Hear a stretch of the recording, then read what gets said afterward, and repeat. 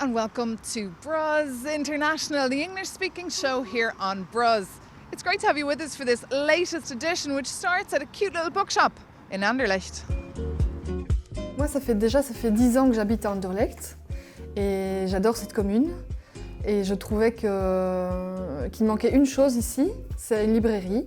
Et donc j'ai imaginé un lieu qui soit plus qu'un lieu où on achète des livres, qui soit aussi un lieu où on pourrait se rencontrer entre voisins, où on pourra échanger autour des livres, des mots, où on pourra aussi boire un café, où on pourrait, en tout cas un lieu de lien et un lieu d'échange. Donc ici, les livres en français et en néerlandais sont mélangés, donc ça reflète aussi la réalité, en fait, que ces deux langues sont ici, vivent ici toutes les deux à Anderlecht et que c'est plutôt chouette de les faire se rencontrer de cette façon-là.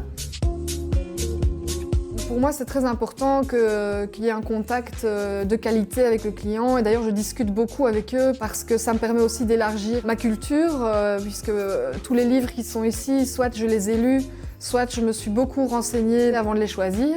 Mais c'est important aussi que la sélection qui est ici reflète ce que les gens aiment lire. C'est plus qu'un lieu où on achète des livres, il y a un projet plus large qui est vraiment de promouvoir la lecture, promouvoir les lettres et d'encourager les liens entre les habitants ici à Anderlecht. Et d'ailleurs, les activités qui sont organisées ici, en tout cas pour les enfants, sont des activités qui sont gratuites et donc qui sont aussi accessibles à tout le monde. Et donc ça fait déjà 2 fois que quand on a fait des séances de lecture, il y a toutes sortes de familles, aussi des familles voilà, qui vont peut-être pas acheter de livres, mais elles ont aussi leur place dans ce projet, quoi. Next in this report, we find out all about Xeno, an artistic platform that puts the spotlight on serious social problems. Je suis Ishraf Nasri, je suis artiste visuelle tunisienne. Je suis arrivée en Belgique en 2013 et après l'école, j'ai un peu galéré pour montrer mon travail. Et du coup, pour moi, la solution et la réponse de cette errance pendant des années, c'est de créer Xeno. Donc Xeno, c'est une communauté de femmes et de personnes sexisées, racisées et queer, qui se réunissent autour de la question de comment, en utilisant l'art comme outil politique, comment on peut lutter contre les discriminations dans le milieu artistique, mais pas que, on peut aussi élargir vers aussi la société en général. Pour raconter une histoire, déjà il faut réfléchir. Ce n'est pas normal. On devrait pouvoir raconter des choses comme ça, sans faire d'efforts. Xeno, c'est une plateforme artistique itinérante, donc on n'a pas de lieu. On investit les espaces pour créer des expositions, pour créer des cycles de réflexion autour de ces questions-là, le racisme, le sexisme, l'homophobie, la transphobie.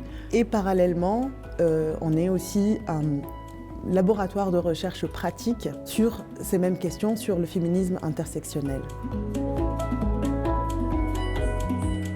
Pour l'exposition Passage, en tout cas c'était moi qui ai fait principalement la curation. Et donc l'idée était d'inviter un projet qui s'appelle Histoire de femmes d'exil tenue par les habitants des images.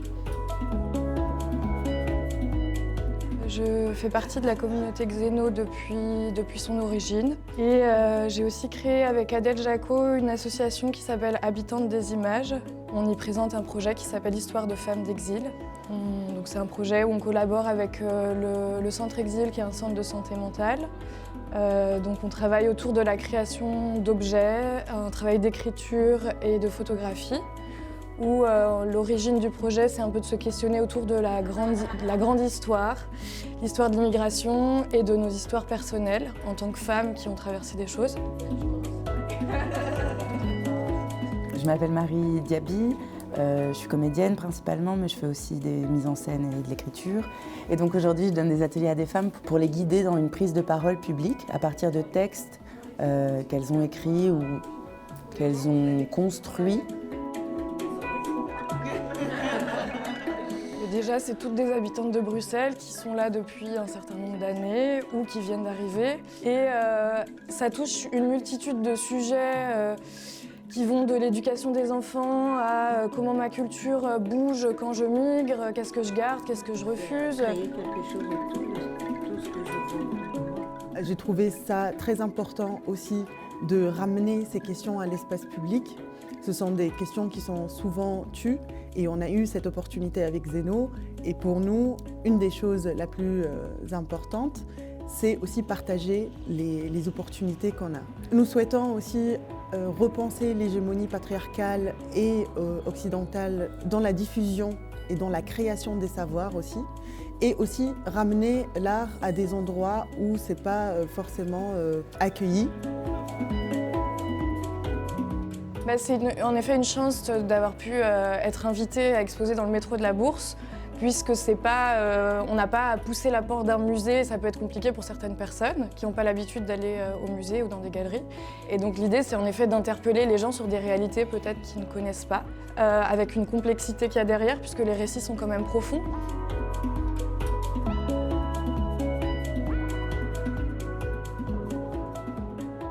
Next, if you live in Brussels, you must be familiar with Bozar. You've been there for a concert perhaps, or an exhibition. But in this report, you'll find out what else you can find behind the scenes at Bozar.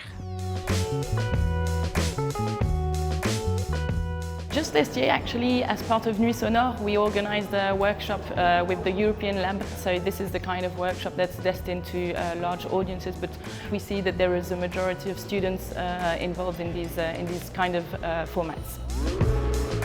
So the Future of Living with AI is an event that we started last year and that we will do next year as well. And we really wanted to invite the audience to participate a bit more in the activity. So last year we did an event that was rather with some talks, some discussions. And this year we said, okay, we need to involve the audiences a bit more with a hands-on workshop. And maybe next year we'll go a bit further with maybe 2 days of workshop, namely with this topic of artificial intelligence, which is very specific and that people need to grasp more and more.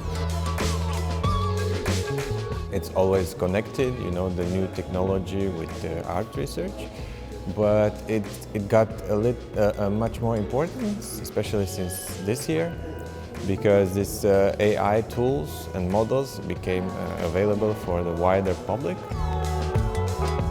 I'm just introducing these new tools for what's called text-to-image model. People write the text, which is called a prompt, and they get an image based on their prompt. It's actually indeed a young initiative because it started in 2017 and it's actually linked to a European project. It was kind of the start of the small department that we are in Bozar, the Bozar Lab, with this initiative of the European Commission, which is to link science, technology and the arts together and recognize these kind of collaborations. We started to do exhibitions, talks, etc. So we're kind of a transversal department in Bozar where we worked with our colleagues in music departments, in cinema departments, exhibition departments, and we also organize workshops. It's really part of our mission as a federal institution as well to create links with the outside world and to promote international artists. So we have many partners and it's really at the core of our mission to promote not only Belgian artists but also international artists. One of the students from Erg in Brussels said that he wanted to know more about workshops in Bozar because he loves Bozar and he didn't know that we were doing so many workshops. I think it's better to embrace technology than stand against it. I always thought that an artist should adapt to new tools, technical breakthrough, and artists should try it. I don't think there's absolutely no point for me of rejecting it just because it makes something that otherwise you would need to train a lot, yes, but this is how it is.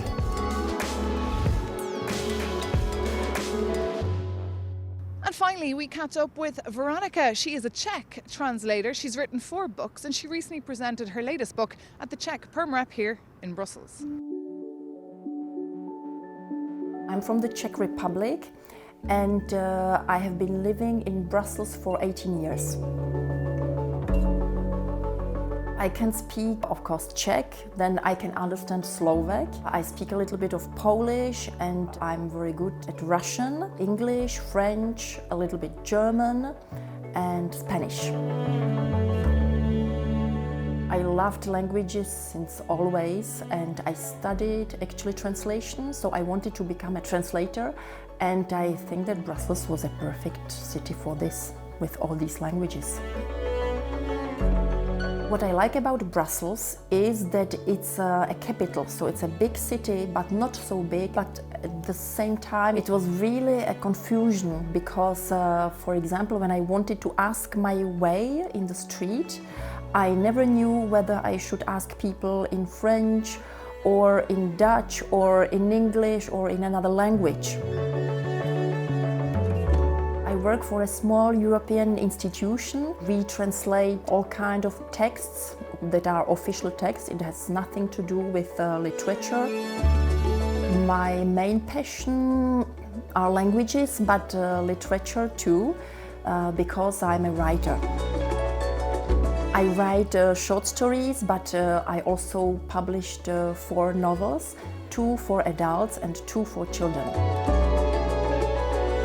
My main topic in all my books is probably looking for identity, because I think that through literature you can really learn a lot of things about yourself, either when you write a book or when you read it. The inspiration for my book, I must say, it's also my own experience. It's what I lived in my life, what I experienced. So yeah, they are quite of autobiographical, but then I love starting from real stories and going somewhere else. And through my books, I live actually lives that I would never have. Well, that's it, I'm afraid, for this edition of BRUZZ International. Take care, stay warm, and we'll see you really soon here on BRUZZ.